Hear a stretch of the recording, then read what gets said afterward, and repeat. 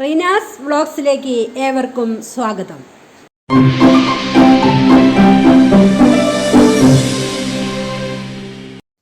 Hi, ഞാനിന്ന് ഉണ്ടാക്കാൻ പോകുന്നത് അരിയുണ്ടയാണ്. അത് ഉണ്ടാക്കുന്ന വിധം എങ്ങനെയാണെന്ന് ഞാനിപ്പോൾ പറഞ്ഞു തരാം.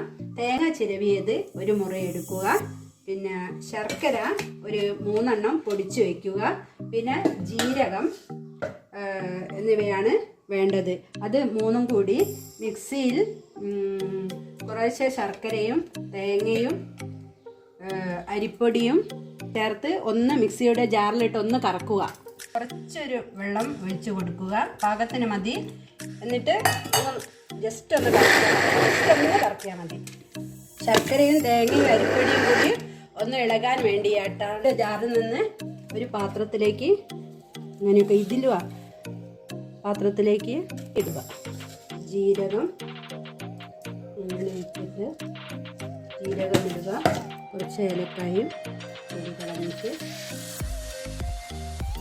ചേർത്തിട്ട് നന്നായിട്ട് ഇളക്കിയെടുക്കുക.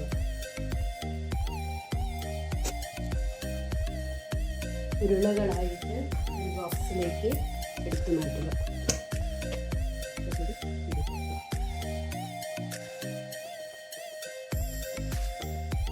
അപ്പോൾ നമ്മളുടെ അരിയുണ്ട റെഡി ആയിരിക്കുകയാണ്. നിങ്ങളും ഇതുപോലെ ഉണ്ടാക്കി നോക്കുക. എൻ്റെ ഫസ്റ്റ് വ്ളോഗാണ്, ഫസ്റ്റ് വീഡിയോ ആയതുകൊണ്ട് തന്നെ അതിൽ ചെറിയ മിസ്റ്റേക്കുകളൊക്കെ വന്നിട്ടുണ്ടാവും.